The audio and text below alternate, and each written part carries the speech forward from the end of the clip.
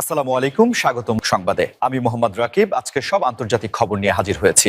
শুরুতেই জানিয়ে দিব সংবাদ শিরোনাম, তারপর বিস্তারিত বর্ণনা।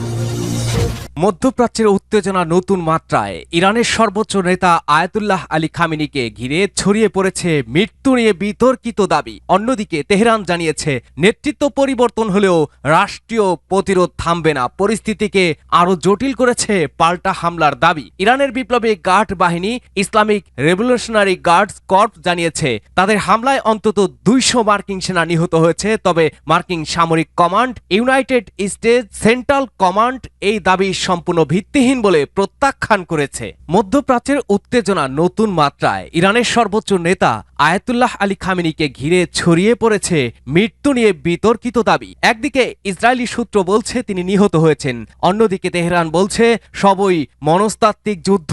আজকের প্রতিবেদনে থাকছে হামলা পাল্টা হামলা, রাজনৈতিক বার্তা এবং সম্ভাব্য বড় সংঘাতের চিত্র। ইসরায়েলি একটি সূত্র দাবি করেছে যৌথ হামলায় খামেনি নিহত হয়েছেন এবং তার মরদেহ উদ্ধার করা হয়েছে। এমনকি দাবি করা হয় ইসরায়েলের প্রধানমন্ত্রী বেনিয়ামিন নেতানিয়াহুকে তার ছবিও দেখানো হয়েছে। তবে ইরান সরকার এই দাবি সরাসরি অস্বীকার করেছে। তাদের বক্তব্য রাষ্ট্র পরিচালনা স্বাভাবিক রয়েছে এবং সর্বোচ্চ নেতৃত্ব নিরাপদ। আন্তর্জাতিক সংবাদ মাধ্যম রয়টার্স ও দ্য নিউ ইয়র্ক টাইমস এখনো কোনো স্বাধীন নিশ্চিত প্রমাণ প্রকাশ করেনি। এদিকে পরিস্থিতিকে আরো জটিল করেছে পাল্টা হামলার দাবি। ইরানের বিপ্লবী গার্ড বাহিনী ইসলামিক রেভলিউশনারি গার্ডস কর্পস জানিয়েছে তাদের হামলায় অন্তত 200 মার্কিন সেনা নিহত হয়েছে। তবে মার্কিন সামরিক command United states central command এই দাবি সম্পূর্ণ ভিত্তিহীন বলে প্রত্যাখ্যান করেছে। আন্তর্জাতিক সম্প্রচার মাধ্যম আল জাজিরা এর সাক্ষাৎকারেও একই অস্বীকার শোনা গেছে। যুক্তরাষ্ট্রের প্রেসিডেন্ট ডোনাল্ড ট্রাম্প ইরান ইস্যুতে কঠোর অবস্থানের ইঙ্গিত দিয়েছেন। অন্যদিকে তেহরান জানিয়েছে নেতৃত্ব পরিবর্তন হলেও রাষ্ট্রীয় প্রতিরোধ থামবে না। বিশ্লেষকদের মতে এটি কেবল সামরিক সংঘাত নয়, এটি তথ্যযুদ্ধ ও কূটনৈতিক চাপের সমন্বিত পরিস্থিতি। সুতরাং দাবি পাল্টা দাবি আর অনিশ্চয়তার মধ্যে মধ্যপ্রাচ্যের পরিস্থিতি ক্রমেই জটিল হচ্ছে। আন্তর্জাতিক পর্যবেক্ষকরা বলছেন সামান্য ভুল সিদ্ধান্ত বড় সংঘাতে রূপ নিতে পারে। মধ্যপ্রাচ্য উত্তেজনা চরমে। ইরান জানিয়েছে ইসরায়েল যুক্তরাষ্ট্র এর লক্ষ্যবস্তুতে তাদের হামলা অব্যাহত থাকবে।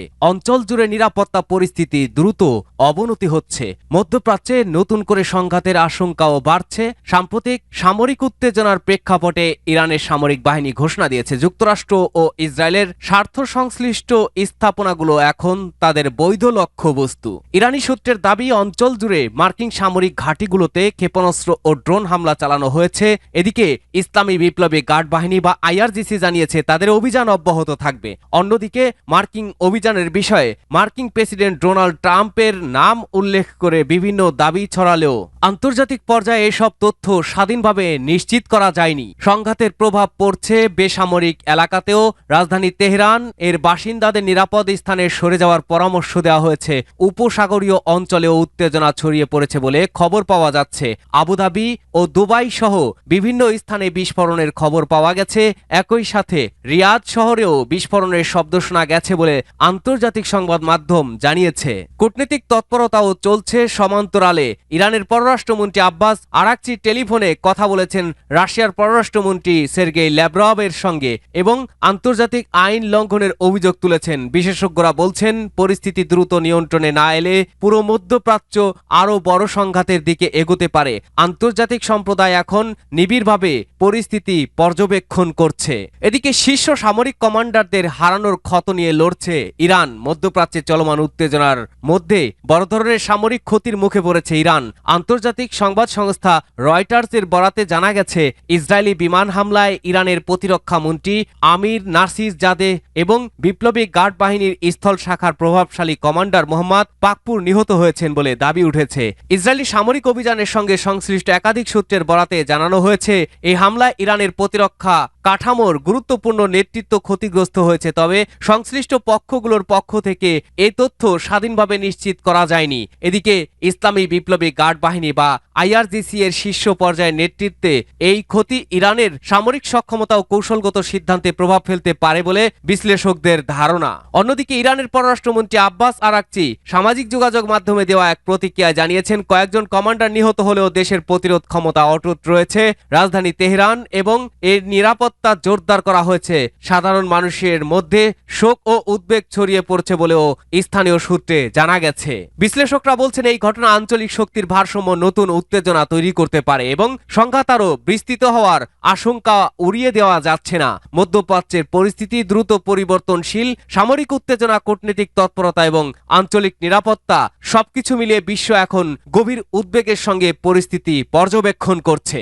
মধ্যপ্রাচ্যে বাড়তে থাকা উত্তেজনা থামাতে ইসলামী বিশ্বকে জরুরি পদক্ষেপের আহ্বান জানিয়েছেন রিসেপ তাইয়েপ এরদোয়ান। মধ্যপ্রাচ্যের ক্রমবর্ধমান সংঘাত নিয়ে গভীর উদ্বেগ প্রকাশ করেছে তুরস্ক। দেশটির প্রেসিডেন্ট রিসেপ তাইয়েপ এরদোয়ান ইসলামী বিশ্বের প্রতি শান্তি প্রতিষ্ঠা এবং উত্তেজনা প্রশমনে জরুরি কূটনৈতিক উদ্যোগ নেওয়ার আহ্বান জানিয়েছেন। তিনি জানান, আঞ্চলিক স্থিতিশীলতা ফিরিয়ে আনতে সংলাপ ও কূটনৈতিক প্রচেষ্টা জোরদার করা হবে এবং সংশ্লিষ্ট পক্ষগুলোকে পুনরায় আলোচনার টেবিলে ফেরাতে তুরস্ক সক্রিয় ভূমিকা রাখতে চায়। মার্কিন ও ইসরায়েলের সামরিক পদক্ষেপকে উদ্বেগজনক আখ্যা দিয়ে এরদোয়ান বলেন, পরিস্থিতির অবনতি উস্কানিমূলক কর্মকাণ্ডের ফল। তিনি বিশেষভাবে ইসরায়েলি প্রধানমন্ত্রী বেনিয়ামিন নেতানিয়াহু এর ভূমিকার সমালোচনা করেন। একই সঙ্গে তিনি স্পষ্ট করেন, উপসাগরীয় দেশগুলোর বিরুদ্ধে ইরান এর ক্ষেপণাস্ত্র ও ড্রোন হামলা গ্রহণযোগ্য নয় বলেও তুরস্ক মনে করে। বিশ্লেষকদের মতে আঞ্চলিক শক্তিগুলোর কূটনৈতিক তৎপরতা বাড়লেও পরিস্থিতি এখনও অত্যন্ত স্পর্শকাতর। সংঘাত প্রশমনে আন্তর্জাতিক উদ্যোগের দিকে নজর রাখছে বিশ্ব সম্প্রদায়। মধ্যপ্রাচ্যের উত্তেজনাপূর্ণ পরিস্থিতিতে প্রবাসী বাংলাদেশিদের জন্য জরুরি সতর্কতা। 6 দেশে বসবাসকারীদের নিরাপদে থাকার নির্দেশ দিয়েছে বাংলাদেশ দূতাবাস। মধ্যপ্রাচ্যে চলমান নিরাপত্তা পরিস্থিতির প্রেক্ষাপটে 6টি দেশে বসবাসরত প্রবাসী বাংলাদেশিদের জন্য জরুরি নির্দেশনা জারি করেছে বাংলাদেশ মিশনগুলো। দেশগুলো হলো লেবানন, কাতার, সংযুক্ত আরব আমিরাত, বাহরাইন, কুয়েত এবং ইরাক। জারি করা বিজ্ঞপ্তিতে প্রবাসীদের সামরিক স্থাপনা থেকে দূরে থাকা, অপ্রয়োজনে বাইরে না যাওয়া এবং নিরাপদ স্থানে অবস্থান করার নির্দেশ দেওয়া হয়েছে।